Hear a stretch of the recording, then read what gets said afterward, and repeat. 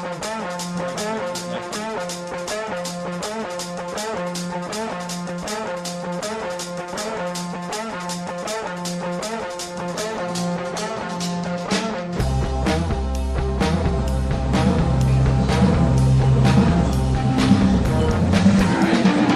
right, here we go. The first episode of the Minnesota Pubcast. Here we are, finally.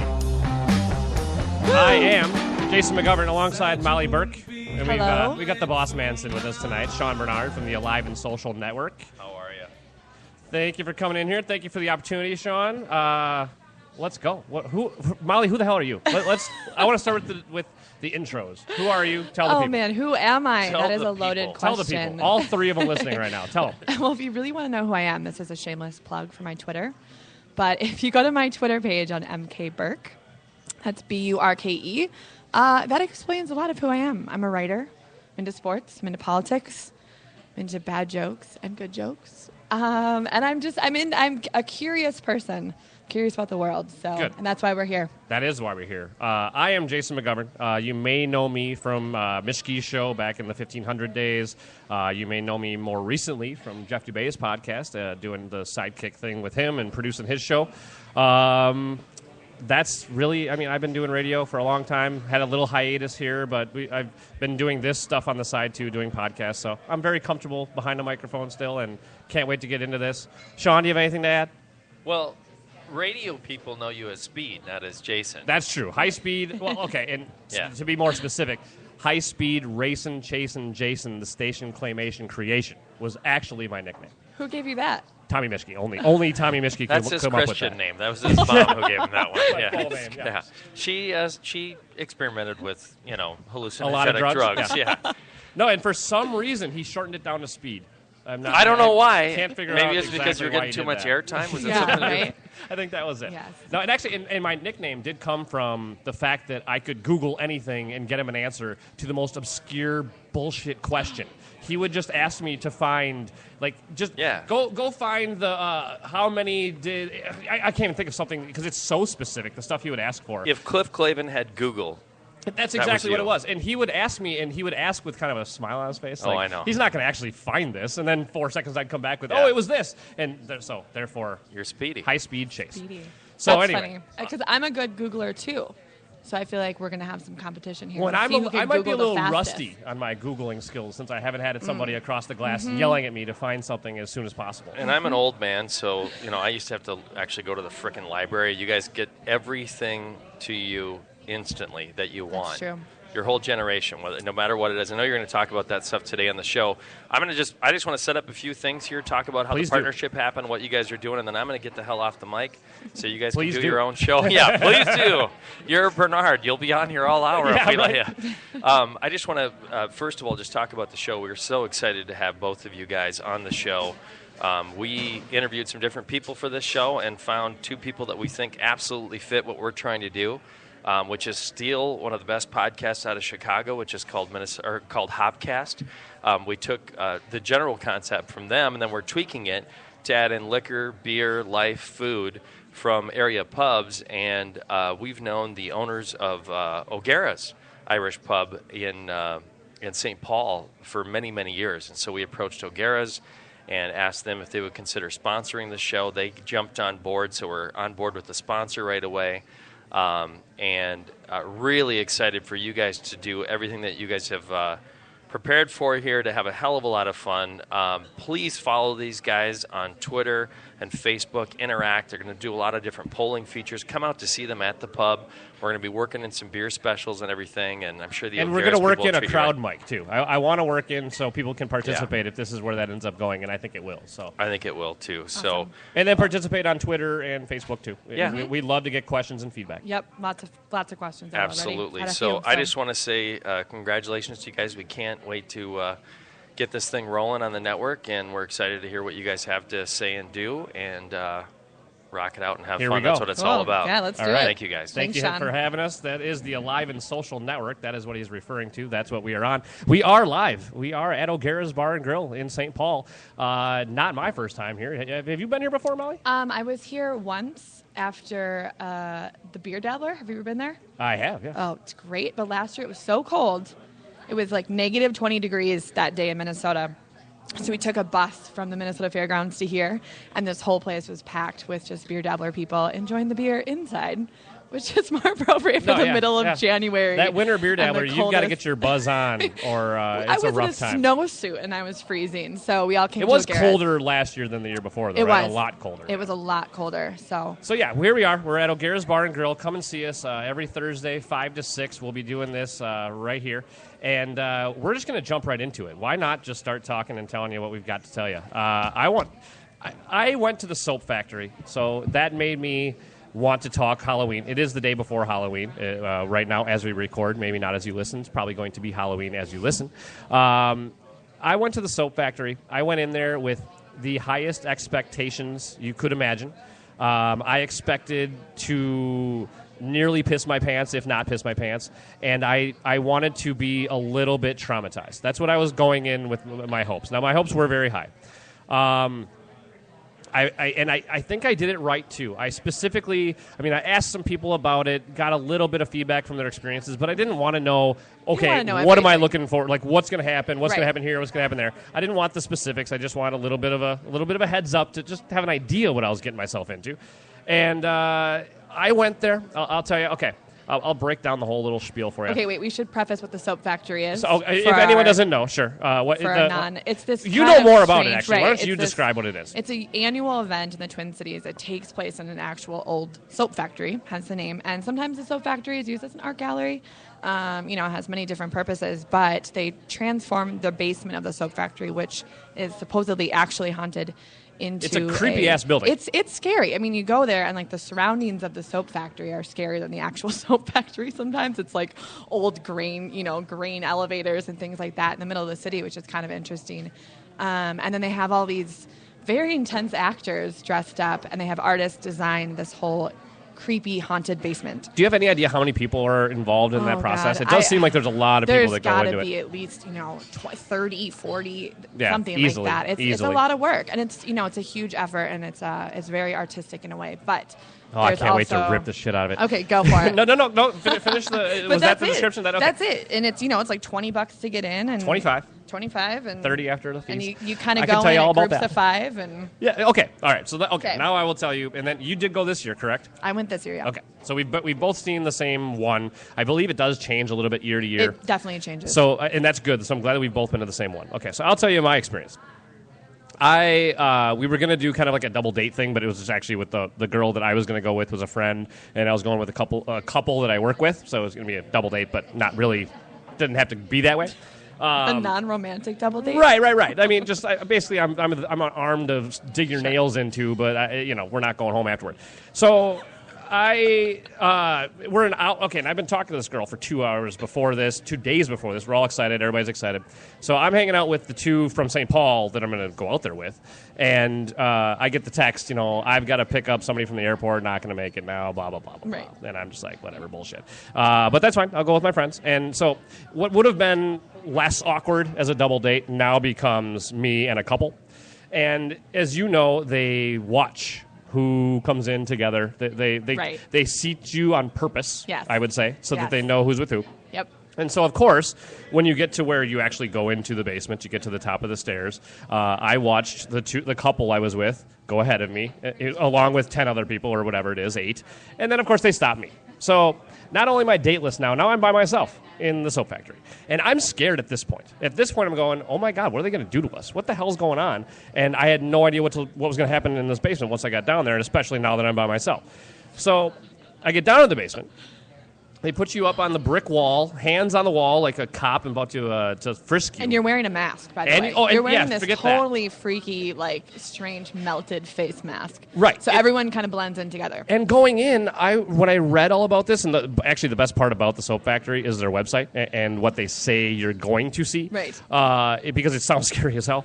But these masks, what I expected was basically goggles. I thought I was going to go in there and they would give me a mask that would protect me Jason. from blood splatter or whatever crap I might be walking into.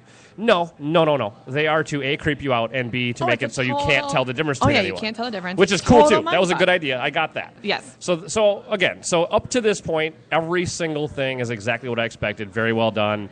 Just like you said, the outside of the building itself is creepy. They make you wait outside, and then you come in, and it's always creepy. foggy. Every time I go there, there's like some, fog. It's never foggy in October, but it's always foggy when I go. It was a brilliant, sunny day when we went, because we went to the 6 o'clock show, like the first one. But I was still scared. So kudos to the way they publicize this thing. So now they bring me into the basement with a group. And they put me up against this wall, and I'm in pitch black with somebody behind me. I don't know who, and I don't know what the hell they're doing. And I'm up against the wall, and here's a little interesting little tidbit. This is getting a little like people are going to take this the wrong direction. Well, it's just a haunted house, guys. Just listen. So I got my hands up against the brick wall, spread 'em style, and the girl next to me, who I don't know, kind of grabs my hand a little, kind of like just pinky to pinky kind of thing. She needed some comfort. Like you would though, like if it was your girlfriend or somebody you knew.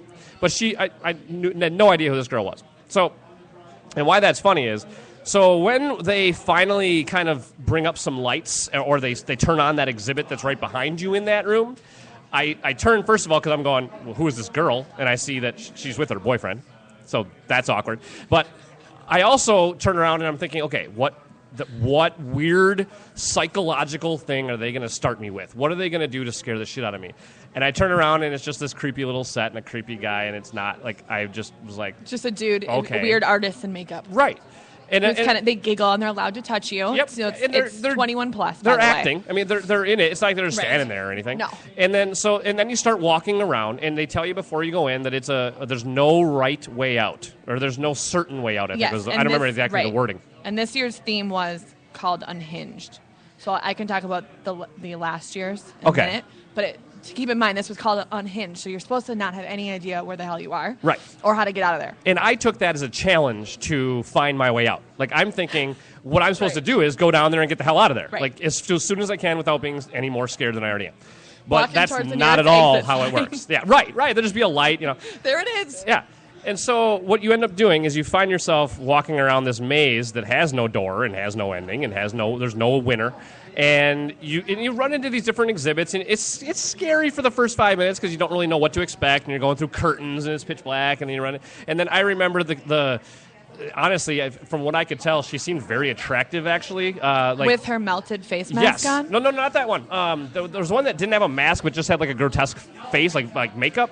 But you could tell this is an attractive girl. So I'm going, okay, that's not scary. And she pulls me into the little room where you're kind of in between a hallway, and it spins you around, and then you come out into a new room. And when that happened, I'm going, okay, here we go. Like, this is where it gets scary.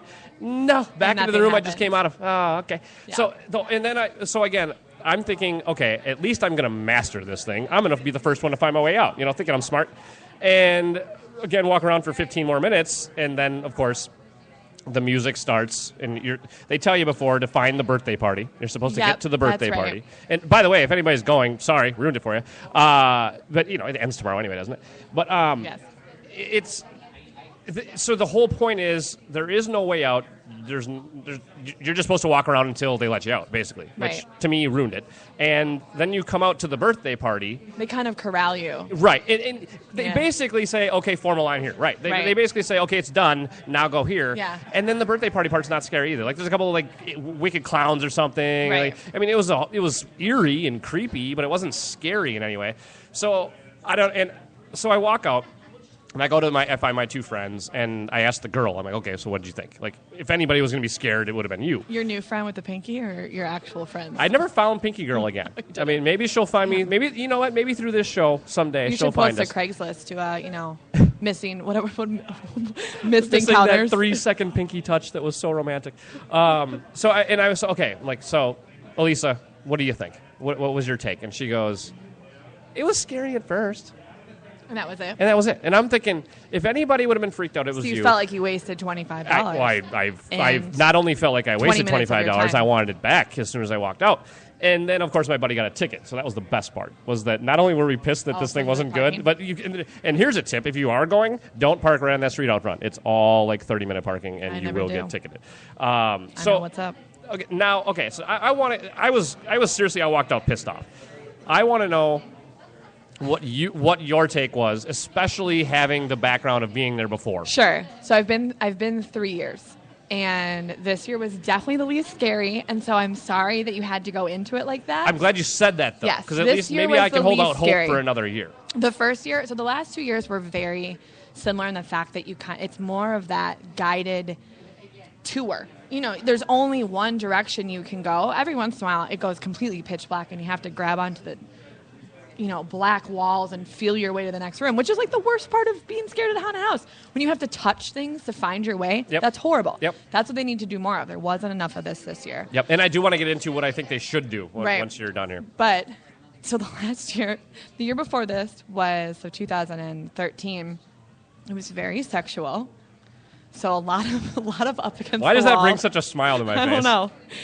I heard it was like this weird kind of like S&M type of thing, and it was. And we're going to get into some other places that I get really into that shit. But anyway, I always go with my one girlfriend, and they ended up putting us in, and this is why I'm kind of glad you didn't end up going on your date, because they put us in this small little room with like a red lit cross. And you're stuck in there. So you're kind of claustrophobic, and it's just illuminated by a cross, which is kind of scary. That's a little creepy. Right, it's a little scary. And then they make you touch your noses to each other. Like they made us sit cross-legged with our noses just boop. You know. What are we doing there? I don't know. What's supposed to be the point of that? I think it's a whole... it's psychological something. The idea of this whole thing isn't... I think it needs to focus back to more just being that classic scared, people popping out. The first year I went, it was like you'd be walking in a room and all of a sudden this like clown on stilts would come and there'd be like dead bodies swinging, and it was like, that's great. That's what you want, right? Yes. And people jump out and grab you. And then the year after, it got real sexual. And then this year just wasn't scary. So apparently they had some complaints about the sexual stuff last year, because nobody was grabbing my junk or anything. No, it was a lot of grabbing last year. It was like, well, I've got my fill for the week.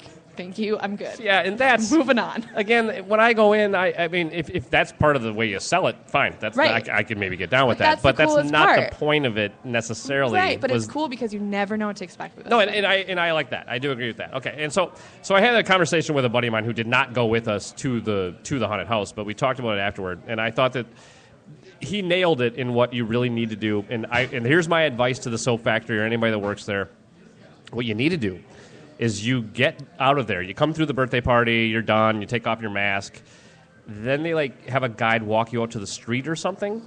And there's a goddamn car accident, elaborate. and there's blood, and there's it looks like there's a person between the two cars with half their body ripped off, and you make it a situation that blood coming out they make of it a mouth. situation where you almost feel like you need to participate, you need to help, that would freak you out. It's got to be something where, and it's got to be completely unexpected. It's got to be when you've let your guard down, right. Because once you walk into a dirty or a dark, crazy, scary basement, and dirty. You're already expecting something at a level of your senses are raised, but if you could get to where you bring it down to that level where everything is fine, like I'm totally okay, sure. I'm about to go home, go have a beer and call it a night. Like, well, that was all right. That was fine. And then the relief that you get after you've made it. Right. And I think there's something to that too. Like you let the heart rate come down a couple of beats, and then you fuck with them. That's I think how you do it. I never want it.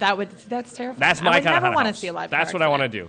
We've devoted a lot of time to this, but I want to talk about a couple of these crazy places across the country, and it gets into what you were just saying too. And I didn't realize that this was a theme in haunted houses. I mean, when I was 12 years old, walking through the haunted house or 10 years old, probably 12, 10 maybe a little young, but 12 years old, 13 years old, walking through the haunted house at the state fair. Damn right, you're playing grab ass with the girl in front of you, and you're what kind of 10-year-old were you? I said 12. Once I started liking girls, 11 I probably did too, but I was afraid to touch them. But so I get the well. Okay, here's two. When you watch a scary movie, like when a guy and a girl sit down, especially a date or something, and watch a scary movie, there is a sexual thing to that. there's the fright for some reason brings the two together. Sure. And but I never really thought of haunted house sex. Like the two never really went into I never really thought them together. And then I found this story on your favorite news site, foxnews.com. And there are some fucked up haunted houses out there. People are going to believe you that Fox I News. know. They don't know me well enough. I'm going to throw a lot of righty stuff at you like that. Here we go. I'm going to have you blamed for everything that I do.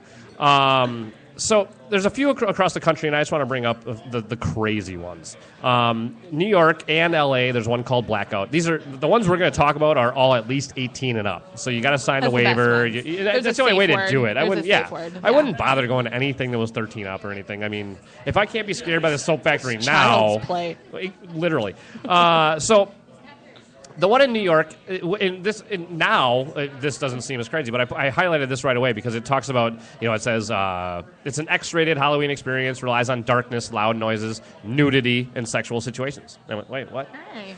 And then it became a recurring theme. The one in L.A. called Alone, which is an 18-up one, is also adding sexuality and personalized attention, including calling out the names, which I thought is brilliant. And I was a little disappointed they didn't do a Soap Factory. I thought they would have been more on that. It was really scary. Yeah, if somebody comes up to me in a dark room and says, Jason. No, they whisper in my ear. Yeah. They get right up in your ear and they just whisper in it, and you're like, oh man, they're talking right to me. Right. I thought I was going to lose my mind. The first year I was like, I might say this safe word. I might say it.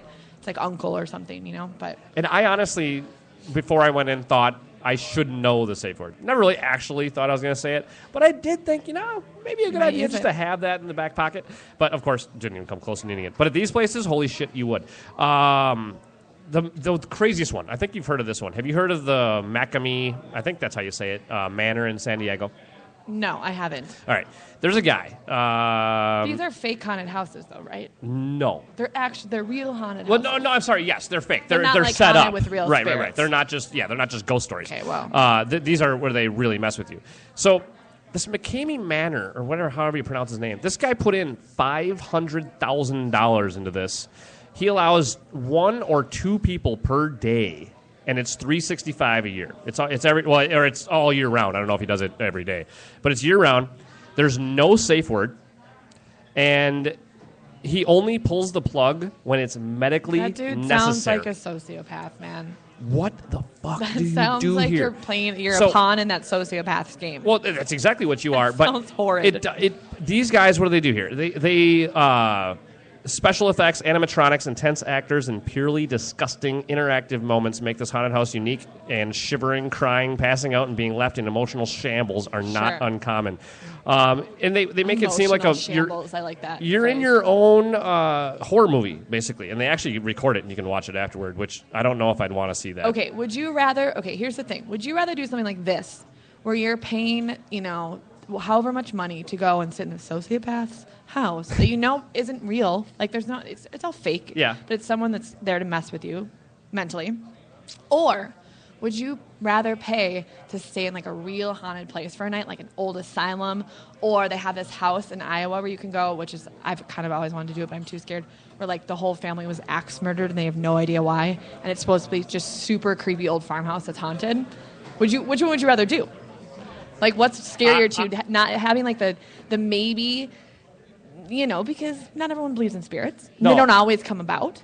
I totally believe in afterlife, and I believe, it's a fact that energy never dies. So it goes somewhere. Putting that out there, energy never dies. That's the new theme of our podcast. Yeah.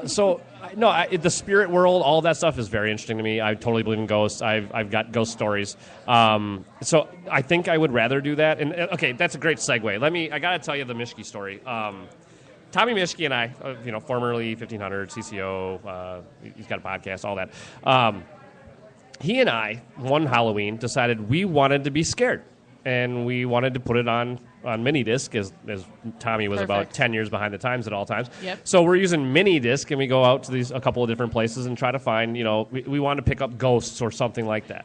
So we went to the Mound Theater, which is in St. Paul on the east side, right near 94 Earl Street. Mm-hmm. There's a theater over there that apparently there's been, people have seen like little kids running around or like ghosts of little kids and that kind of stuff. We went there. It was a really creepy building. I was scared. I had a great time. time. We didn't get anything on tape. It was blah. It's creepy. If you want to go get creeped out, go sit in that place for a couple hours. You will be creeped out, Right. but nothing really happened.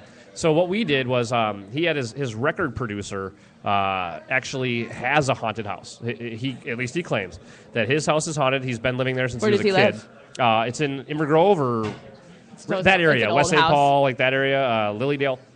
Okay. And it's an older house. And so Tommy and I are like, all right, let's go there. We'll have some fun. We roll up into there. They're building a haunted house inside this house. Like they're actually making a haunted house in a haunted house, right? And I love the look on your face right now because you're like, why don't you just make the house the haunted house, right? Just make people go sit in it for a while. This guy's obsessed with being scared and scaring people. He loves the whole concept. Sure, So okay. of course he's going to take his haunted house and make it into a haunted house. So there's this guy in his garage. They're cutting 2x4s and doing whatever the hell they're making. I mean, they literally had a thing where a car would come at you out of the woods, like on rails, and look like it's about to hit you with the headlights on and everything. And That's of course, so stop. much less scary to me than an actual Agreed. spirit. But what my point being is that it was well done. Like I mean, Right. they put in an effort and They put in they effort. spent some money and all that. So he's got this guy. He's got this assistant that's helping him on it. And I think the owner of the house went in the house or something, and Tommy and I are out there with him, and we go, what are you doing here? Why don't you want to come out there with us? Because we're just gonna go sit in the woods. And he's like, fuck no, I am not going in those woods. It's crazy out there. Really? And this is just in his backyard of this creepy old house. There's this creepy little woods, and Tommy and I are like, bullshit. We'll go out there. So he and I and we go grab a couple lawn chairs and we go sit in the woods With a beer. Absolutely. That's very Minnesota, No, by the that's way. that's actually funny. That's As we very sent Minnesota. we sent the homeowner to grab us a 6-pack because we Go get us a beer. We weren't finding any ghosts right away, and we're impatient. Instead of the garage driveway, we're going to do the woods this time. Right. So Tommy and I go sit in the woods, and nothing really happens. And so we go. I mean, we sat out there for 15 minutes. We're egging them on. We're like, come on, fuckers, let's go. Scare me. I want to see Did you something. say, come on, fuckers? I believe the language got even more colorful than that because we were really trying to piss him off. And so nothing happens. We ended up going back to the house, and the owner's like, I'll come out there and sit with you guys for a while. Now, here's where I went, okay, maybe something is going on. Okay. Mr. Guy that won't come near the woods because it's way too creepy out there. He goes, I'm coming with you guys because the only thing scarier than those woods is being in this garage by myself. So he comes with us. It's just 4 of us sitting out in the woods. And Tommy's producer guy, I believe his name is Jared, starts telling us the story of how he had a Ouija board in his house. Yeah. And literally had to have a Great room scene. exercised. The first Exorcist Yeah, scene yeah. is when the Ouija board moves. That's Right. like my favorite. I just watched that last night. And Great that's movie. and we'll get to where this could be a bullshit story, but he tells us this whole thing about the Ouija board, had a priest come in, do an exorcism. Sure. In the middle, like right as he's wrapping that story up, and we're all sitting there in the dark On the woods, edge of your creeped seat, out. Yeah, right. we're all just creeped out.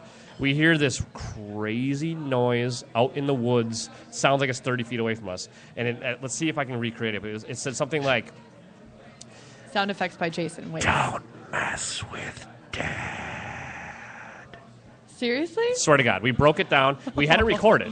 So we broke this shit down, slowed it down. We had Brad Lane, the guy who's the PD at 1500 right now. He broke down the audio for us a bit, slowed it down, did whatever effects he could so we could try to. And we what we came up with was this voice said, "Don't mess with Dad." Okay. No, not many things creepier than that. I mean, that's almost a threat. it's You're pretty damn bad. near threatened by a spirit. And we all ran, by the Well, way. when they're pissed, that's like the worst part. Right. And what Tommy did, of course, was, and this is where, okay, and here's where we don't know if the story's bullshit. But why? You heard it. Here's why. This guy's a producer. He's a music producer. Okay. This guy knows sound effects. This guy's got speakers. This guy's got equipment. This So guy he's- could do he's stuff. good at what he right? does. Yeah. So, I looked in a certain direction right when I heard it. It was straight out from where I was. And I ran that way. And Mishki ran like 30 degrees to the left. Like he took a different angle. And I'm going, are they all together on this right now? Like, are they all fucking with me? And to this day, No, I still don't know. It was an all surrounding sound. Well, That's very spirit-like. it was either the most well-done prank ever, or I heard a ghost yell at me. I hope you heard a ghost yell at you. I hope I heard the ghost, too. It makes it way more fun. Yeah, absolutely more fun. You got anything more on the haunted houses or soap factory? I grew up in a haunted house, so I feel you, man. Oh, It's like the worst. I was like, people were like, why don't you sleep in your own bed? until I was like 12. And I was like, well, if you lived in my house, you wouldn't either. Do you ever have any like the sheets on the wall? No, or I TVs just turn it on and off? I lived in the attic. I had a beautiful attic room. What the hell are your parents? I know, right? We really had this cool room with like gorgeous murals because they were trying to convince me to stay up there in this beautiful room they had redecorated for me. Well, of course, you know, there was a man watching me at the end of the hallway. That's not creepy. For 10 years. Oh, yeah, and I never told my sisters. And the dog wouldn't go up there. And my sisters never wanted their kids up there. And just recently, we were like, yeah, do you remember the guy? Do you remember? Yep, there was a man at the end of the, and I still have dreams about it. And I would go outside and sit outside on my front steps because I didn't want to be in the house, like near what was happening. And people were like, why are you what feels safer to you outside? And I was like, I'm not in my house. That was my growing up. It was a huge part of what affected. And you grew up my where? Belief Weren't in you? Things. In Delwood. My house was probably 100 years old. Okay. All right. Yeah, it was scary. It was beautiful. It was a beautiful house. My poor mother loved it. She worked so hard. She put her heart and soul into it. And we were like, I'm not going in that thing. Staying there. I see, and I've seen so much of that stuff and heard so many stories that I totally buy it, but I'm not even afraid of it anymore necessarily. Oh, it was bad energy. But you were horrible. A kid too, so that had to play part of it, But my right? sisters, even when they were growing up, and they're 11 and 16 years older than me, they wouldn't stay there. They just wouldn't do it. It was too much. I'm a little surprised that you would want to go to a place like the soap factory then. But it's not real. I guess it's a relief to you. Yeah, almost, actually. it is. It's fun. Yeah. I'm like, this is all just people. It's fun. I can see that. And that's the whole idea of real ghosts to me is bad. It's bad. That's Molly Burke. I'm Jason McGovern. We are live at O'Gara's Bar and Grill, St. Paul, my stomping grounds. You can always find us on Twitter at MN Pubcast or at McGov Podcast. That's mine, MCGOV Podcast, all one word. And yours is what, M. Burke? MK Burke. MK Burke. Yep. Don't forget the K. Don't forget it. All right. That's enough on Halloween stuff for me. But next year, we both have to go to the soap factory again. Yep. And I think that I would really like to go to another very, very disturbing, hopefully highly sexualized one too, and and talk about that. Whoa. Because I feel like I feel like I'm missing out. My Halloween, it's just not enough. I haven't gotten enough out of Halloween yet. The next thing we have to talk Halloween about or sex. I haven't gotten enough of either. Great point. The next thing we have to talk about, and then we're going to get into beer, because this is the Pubcast, the Minnesota Pubcast. So we will. Yes. And the whole point of this, just so you know, is that we're going to talk about anything you would talk about while at a pub. So, yes, beer and drinks and cocktails and how to treat servers and all that kind of stuff's going to come up too. But I would think that there are people out there right now talking about Halloween, talking about what are you going to do this weekend, where are you going to go, all that kind of stuff. So I think that there's plenty of that. So let's switch gears here, and let's get into a very serious topic, but I don't know if we're going to have a very serious take on it. That's the Ebola Just as scary. deal here. Just as scary as Halloween. The soap factory scared me 1,000,000 times more than Ebola does, and the soap factory sucks. So if that tells you where I'm at on Ebola. But holy shit, what's wrong with these people that go to West Africa, treat Ebola patients, and then come back here and think that's okay, and think that, oh no, you're not going to hold me in my home, you're not going to quarantine me, I'll do whatever I want. The mentality of these people is fucking insane. You're putting yourself at risk, and now you're putting all these other people at risk who are literally living their lives, not doing anything else. They didn't go to West Africa. They aren't putting themselves near people with Ebola. And let me preface this too. I am Mr. Libertarian. I am Mr. Freedom. I am Mr. Anti-government. I am small government. All that shit. If you go to West Africa and you come within 100 miles of somebody with Ebola, you get a 21-day break when you get home. You get Wi-Fi, a toilet, and some food, and you shut the fuck up and go sit down. Like, I honestly don't want to hear you. I don't want you talking to the press. I don't want to. That lady was shaking hands. We're going to get to this lady that was shaking hands with the media yesterday. Casey Wilcox is her name. I hate her. Correct, yeah. No, and she was... So here's the thing. You don't want to spread hysteria, right? Like there's a difference between being concerned about something, between being realistic about the fact that we know Ebola cannot be spread unless you are showing symptoms, right? Right. Can't be spread through the air. Right. There's a 21-day incubation. Blood, vomit, diarrhea, basically all the good stuff. Yeah, exactly. All the good bodily fluids that you could think of. That's how you get Ebola. Right. But I agree with you that there's a balance between doing precautionary things like people that have been in close contact or immediate contact with Ebola patients, coming back, chilling out for 21 days, and then all right, there you go. Now you can be released. I think that there was a misstep when they immediately put her into that tent. And was that Christy? Wasn't that Christy's call? It was Christy that put her into the tent. Christy himself lugged His over, fat ass, threw his big her arm over his around her. shoulder. You're going to the tent. That's my Christy impression. That was good. That was Thank very you. good. Sounded just like him. But so I think that's where kind of the outrage came from. People felt that she was just kind of thrown into this third world situation, right, where she didn't have a TV. God forbid she doesn't have a TV for 3 days, right? Well, you can work out a tent with a TV. Sure, this is possible. Sure, and so I think it was a immediate jump to kind of this fearful, put her in a tent, immediately put her in quarantine, and do everything that we can right now, and it was kind of that freak out effect.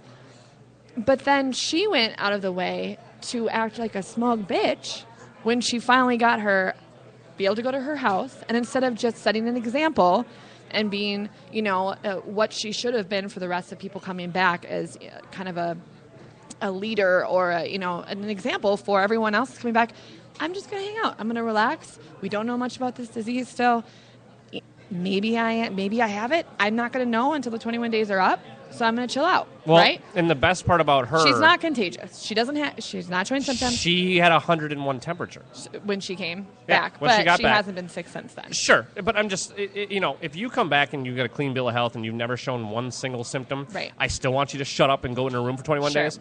But if you have shown the smallest symptom of any kind that goes with Ebola, you're locked up. And I mean with police guard and the whole deal. And I don't think that, okay, maybe there's a way you got to preface this too.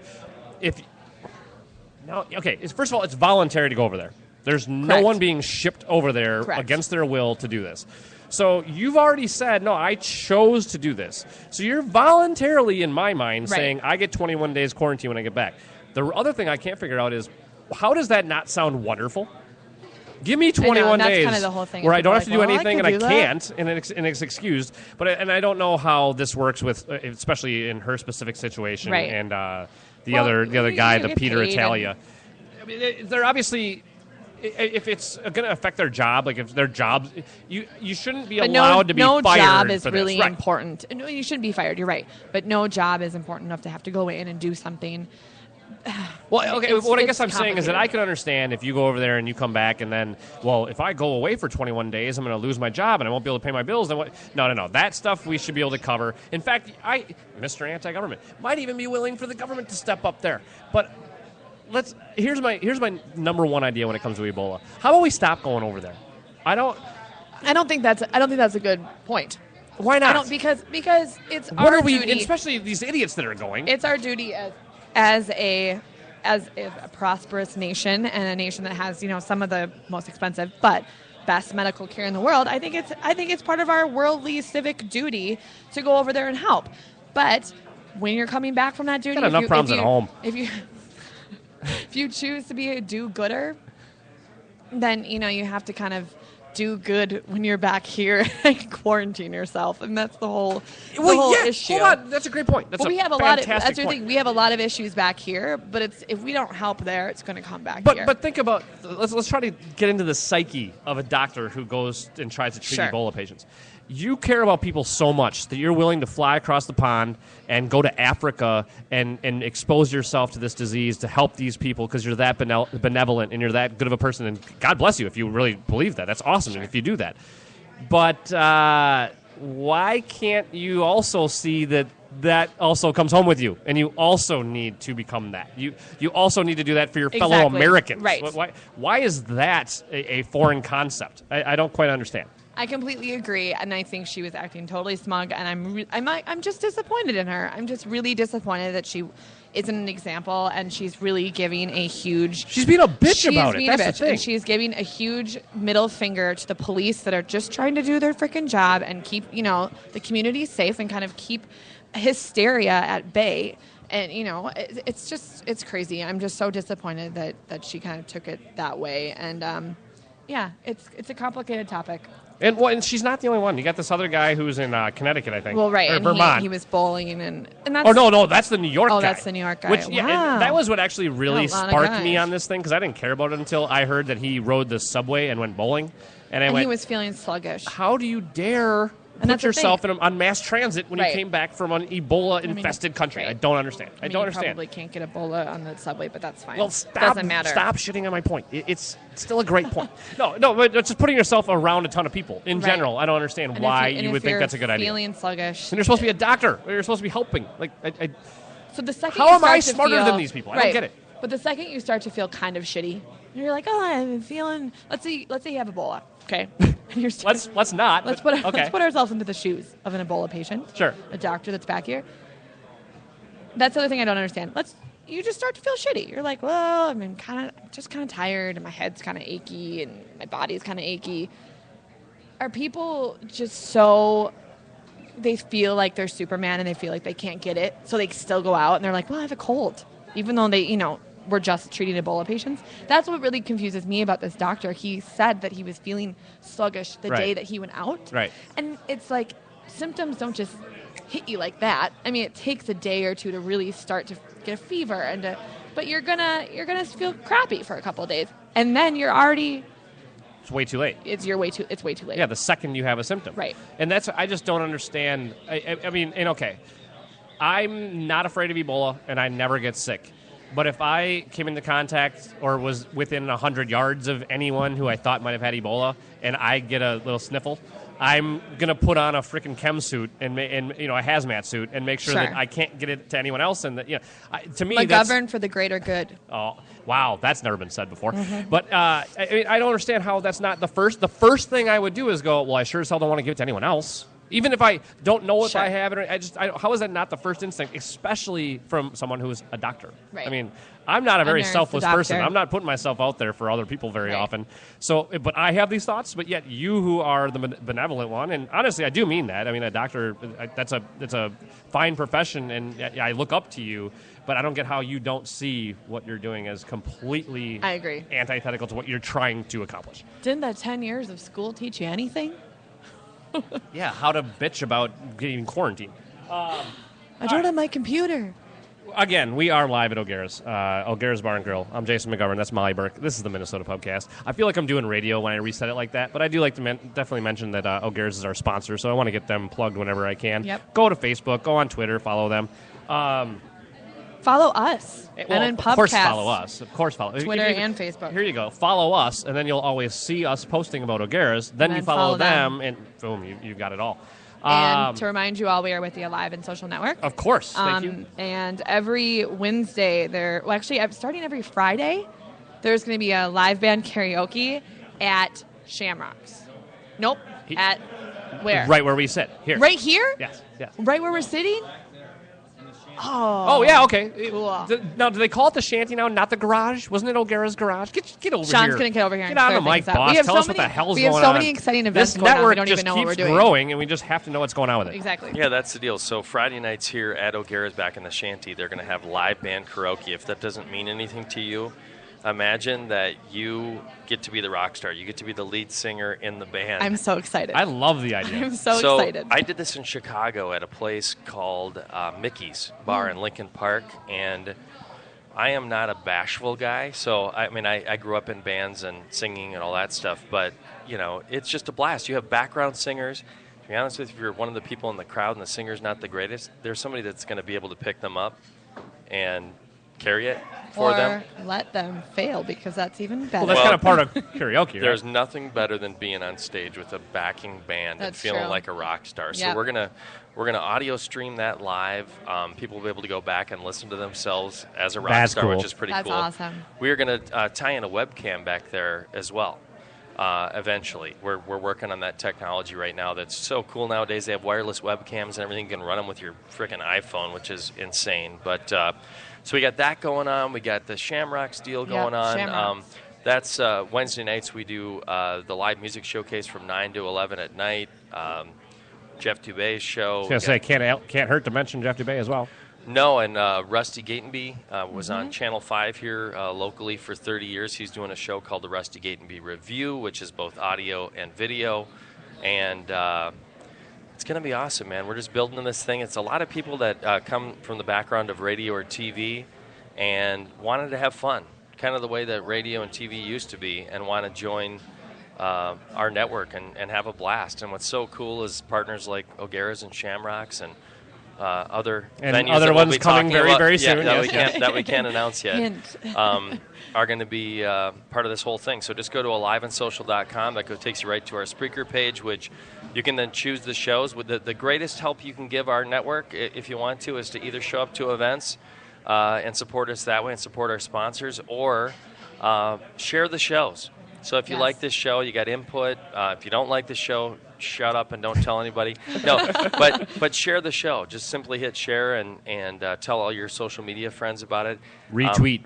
Yeah, retweet. And if you have ideas for us, we're totally open to them. So if you're like, oh, guys, it'd be so cool if you talked about E. coli this week instead of Ebola. That would be so sweet. That was the next topic. How did you know? We were hoping that Love this E. week it coli. would be syphilis at a tie-in with Tinder. We'll If you get to could that. HIV's coming soon. somehow, Right, yeah, we'll get to man. both of those. If you can do that for us again this week, no, I'm just giving you heat. But no, that's really it. It's we're all about having a good time and having fun with this and doing some things that hey, we love our brothers and sisters in radio that are still there, but we feel like this is a little bit more fun. If they're the dinosaur, what does that make us? We are the new star. Yeah. No, I was really hoping you had something better for that. Damn it.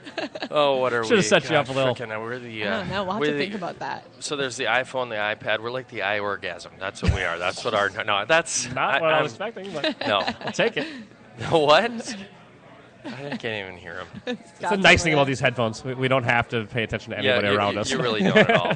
But come down and support our partners. We're going to be tying some great beer specials and things like that at each location, and we're getting all that signed up right now. We really just started about a month ago. And, as soon as Scott O'Malley, my partner, got out of the jug. No, I'm kidding. He can't hear me at all. So that's No, he's ignoring us. thank I like God. that. That's why.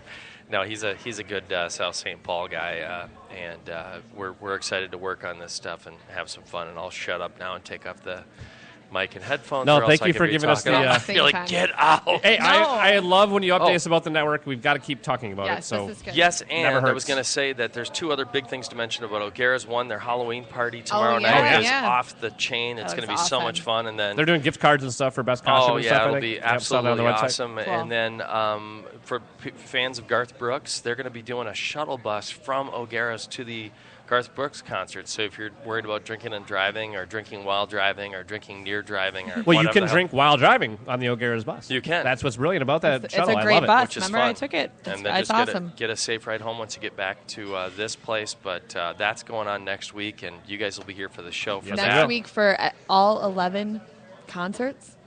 How many are Oh there? yeah, they're going to be 11 it's concerts. insane. It's crazy. Is he doing that in every city? No. Just We where you are- can sell Just it. for Minnesota. Yeah, we are a wacky Garth Brooks. We We really love are here. country Yeah, it's music really here, just which the is- same which is 18,000 people that are going every night. Every one of them. Yeah. They all dropped $5,000. I was going to put my kids through college, but I just figured I'd gotta send see them Garth. to Well, Garth God Brooks Brooks is going to be here instead. 10 times. I got to go instead. My husband left me, so I just figured, no. All right, Bernard. Get All off All the right, mic. thank you. Bye, See ya. John. Thank you. All right. Yeah, so that's it. I mean, that's the spiel. This is the Alive and Social Network, and it's just growing and growing and growing. So much growth. So much growth. All right, so this is the Minnesota Pubcast, and we can't do a show. Every single show, we are going to talk about beer at some point, and drinks and cocktails. What's new in this environment, in the service industry, in this whole area, and we stumbled upon something. I think I stumbled upon it last week or a couple weeks ago. The article about these cocktail snobs. I'm a beer snob, self-admitted. I'm proud of it, to be honest with you.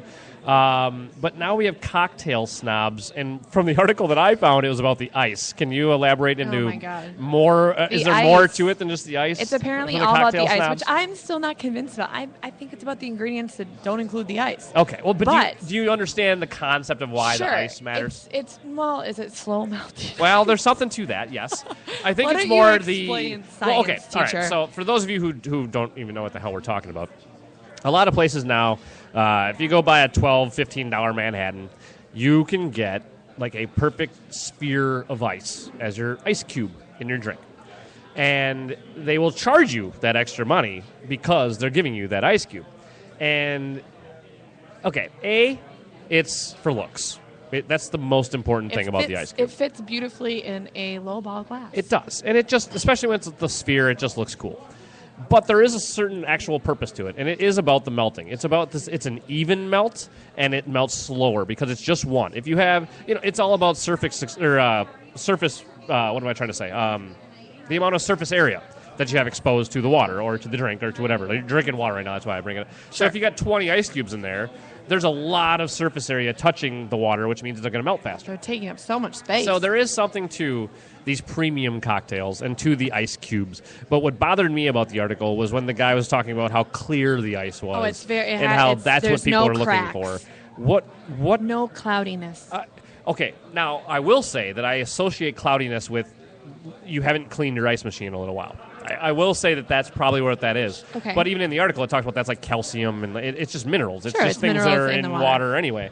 So it's bottom line, when it comes to cocktail snobs, it's kind of bullshit. Basically, is my point. I thought it was more about the ingredients. I didn't know it was such a big deal about the ice. Well, that's the part that I'm saying is bullshit. Is that they think that's special, and no, it's not. That's right. not enough to pay more. Like right. I will pay for a craft beer or for good beer because it's made differently, literally, like the chemical or not the chemicals, but everything that's put into the process is made differently. And with a cocktail, if I'm still getting the same vermouth, the same whiskey, the same ice cubes just not enough to push me over that edge to pay another 25%, which is what they're charging for it. Sure. So now you drink beer and alcohol. Yes. What do you prefer?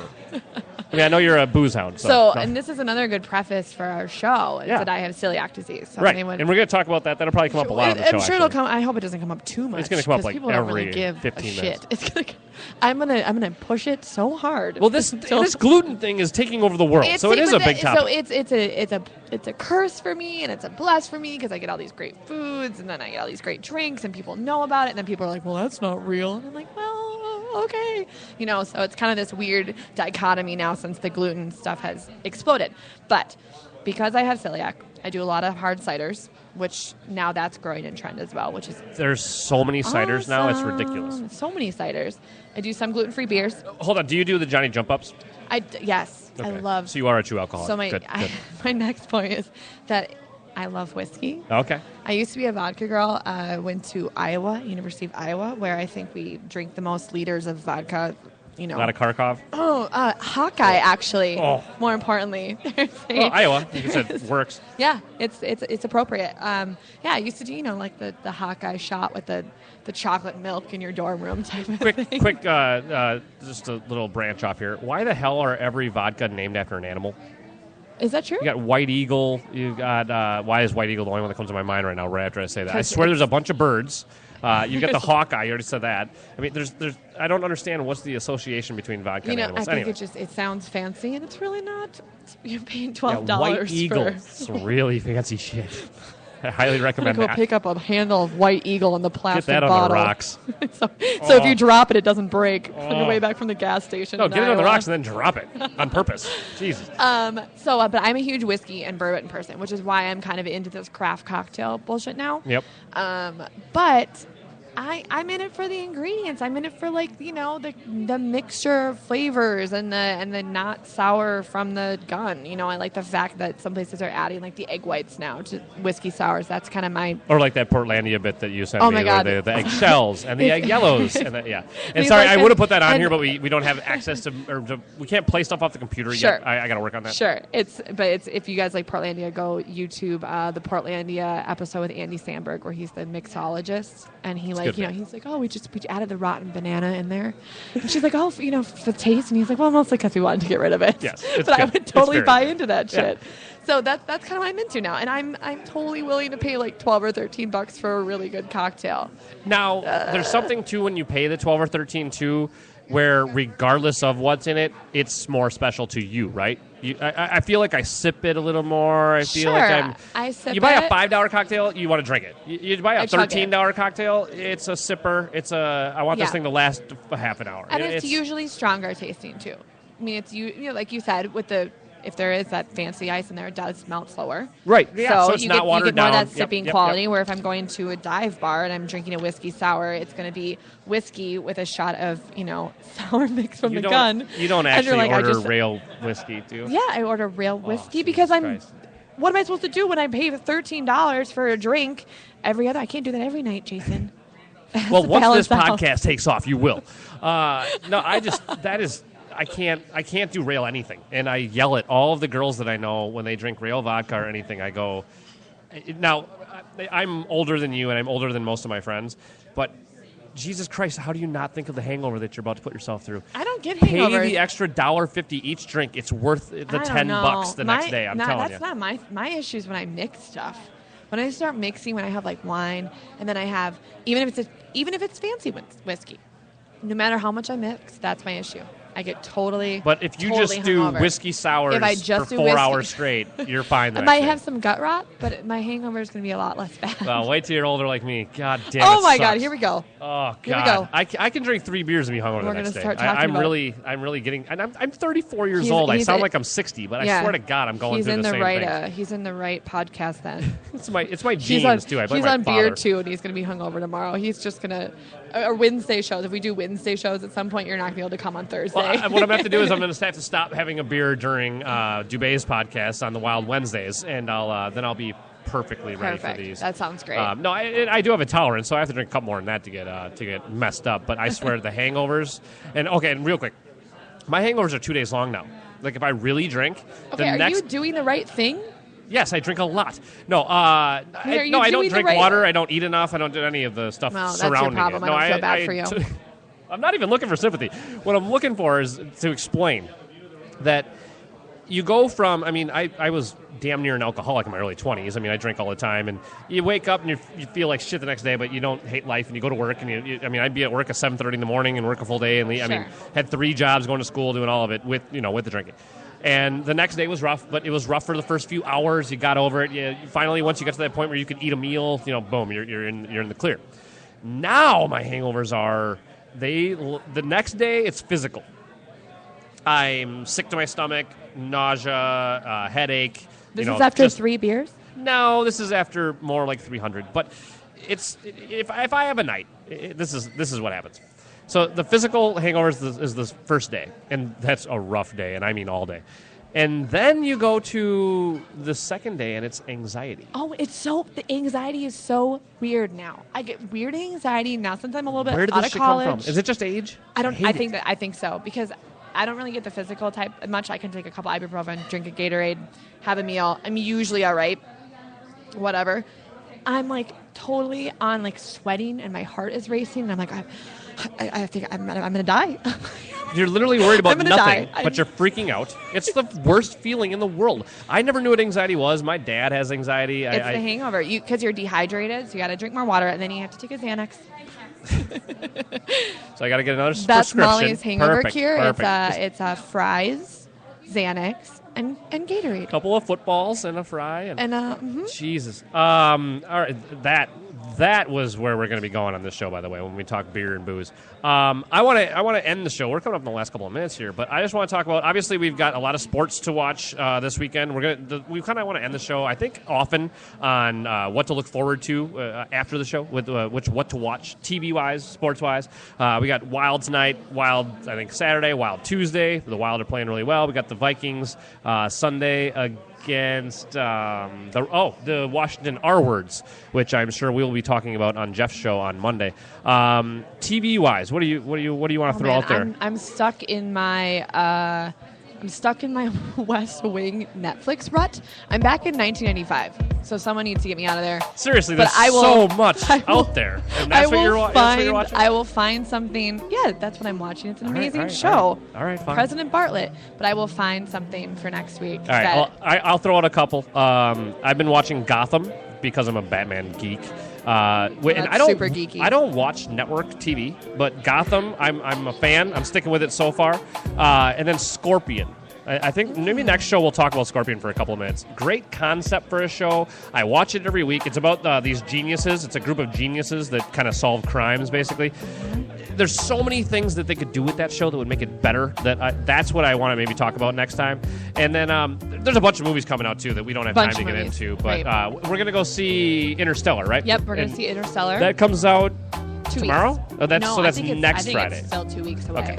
So we're just so excited for it. We'll make that into a segment on the show too, where we'll watch the movie for you, so you don't have to go waste your own 2.5 hours and $20 and whatever on popcorn and food. We will do it for you, and then we'll tell you what to go see. So we'll give you kind of a movie review, a little bit of a TV review each night too when we do this podcast. So I think that'll do it for the first one. Thanks, guys. Thanks for tuning in. And again, we're MN Pubcast. On Twitter. Yep, on Twitter and Facebook. MN Pubcast. That's MN as in Minnesota, Pubcast. And MNPubcast.com. It's the Alive and Social Network. It's growing by leaps and bounds. Get on board. We will see you next time. Thanks for listening.